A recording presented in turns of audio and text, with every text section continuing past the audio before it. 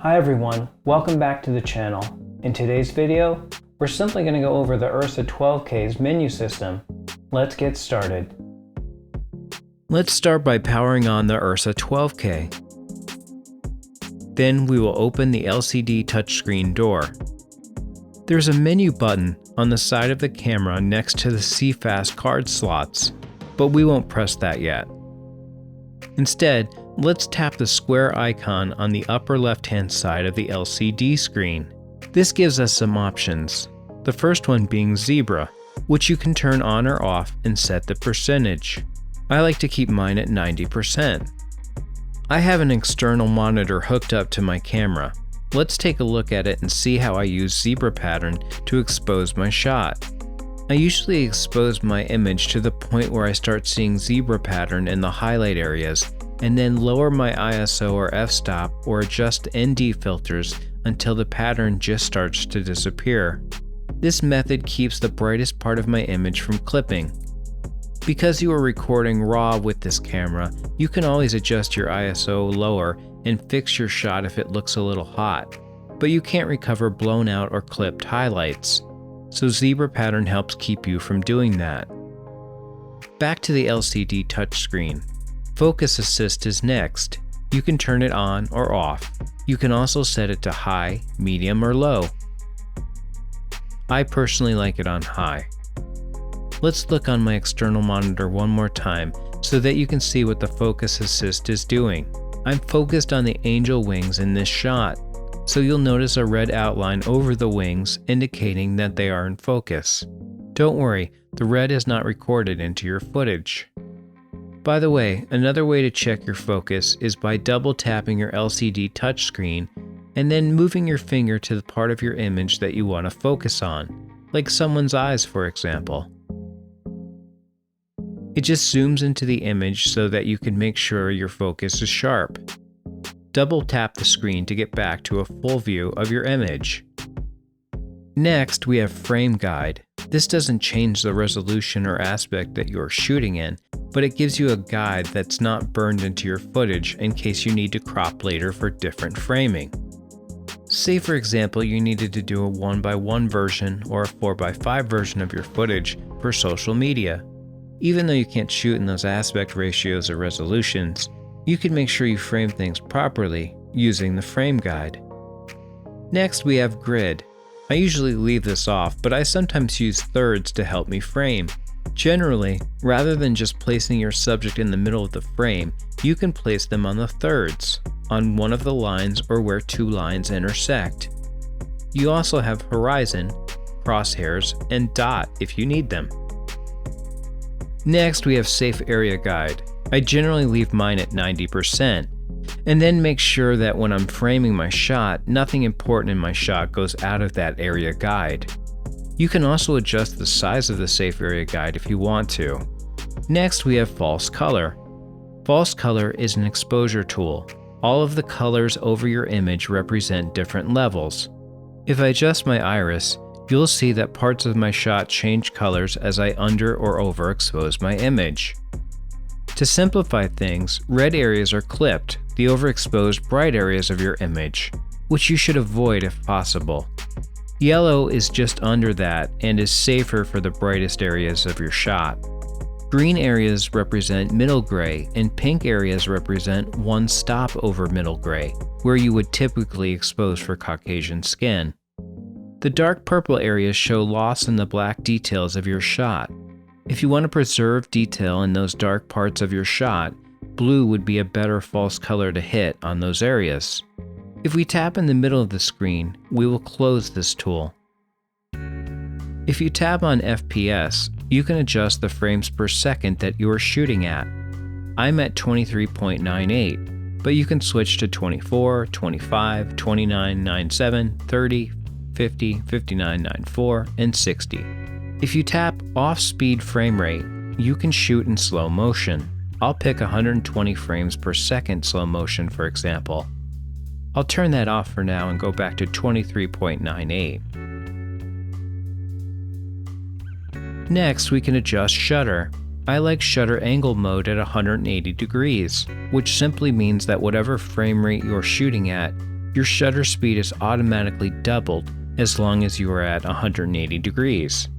This produces normal motion blur in your shot. You can adjust it if you want for a different motion blur look, but 180 degrees is the shutter that most people shoot at. Let's tap on Iris. Iris is how we can control our lens's f-stop if it can be electronically controlled.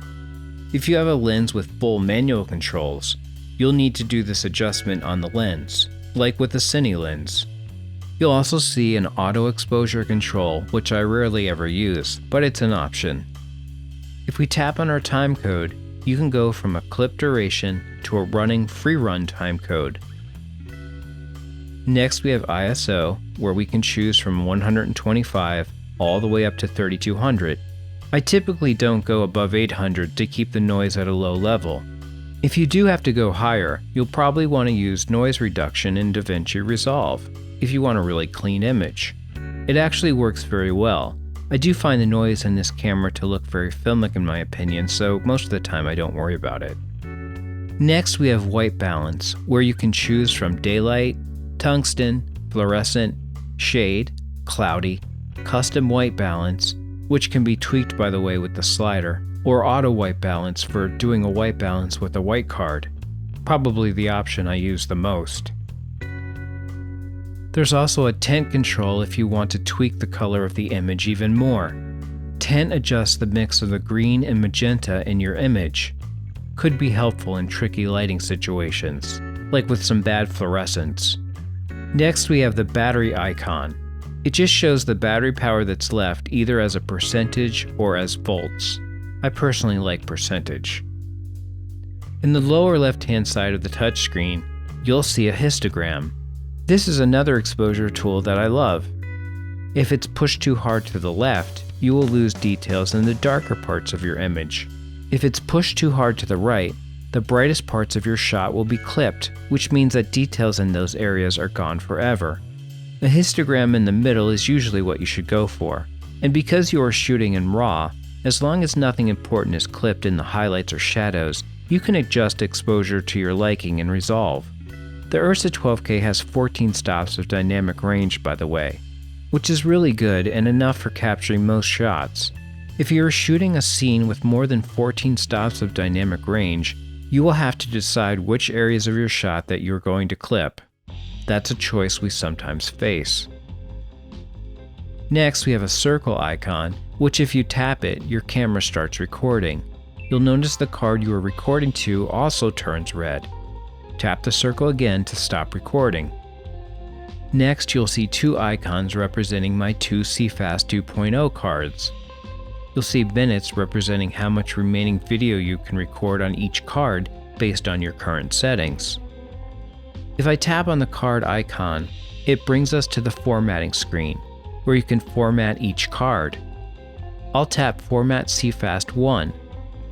Then I'll choose exFAT for PC or OS X Extended for Mac users. I'll then press Format CFast 1 multiple times, and on the last time, I'll hold it for 3 seconds to make the formatting actually happen. It's just a precautionary step so that you don't accidentally erase your footage. When you're done, press exit. Next, we have our audio meters. Tap them, and you can adjust your levels on channel 1 and on channel 2. You can also adjust your monitoring level. Those are all of the touchscreen items that you can get to quickly. Next, let's press the menu button on the side of the camera to go deeper. The first tab is Record. You'll see that we can only record Blackmagic RAW in this camera, which I don't mind. Blackmagic RAW is pretty awesome. It's like shooting photos in RAW for the most part, and it's pretty easy on your computer. We can either choose constant bitrate or constant quality. Constant bitrate makes sure your file sizes remain predictable, because your media is never going to surpass the selected data rate. You'll notice here we can choose from 5:1, 8:1, 12:1, or 18:1, 18:1 being the most compressed version of RAW. Constant quality has a variable bitrate. In this mode, if your shot has a lot going on in it, the data rate will increase. When there's not a lot going on in the shot, the data rate will decrease. you can pick Q0, 1, 3, or 5, Q0 being the highest quality. I use constant quality Q5 most of the time, and it looks very good. Below that, we can choose resolution aspect ratio. We have various flavors of 12K, 8K, 6K, and 4K.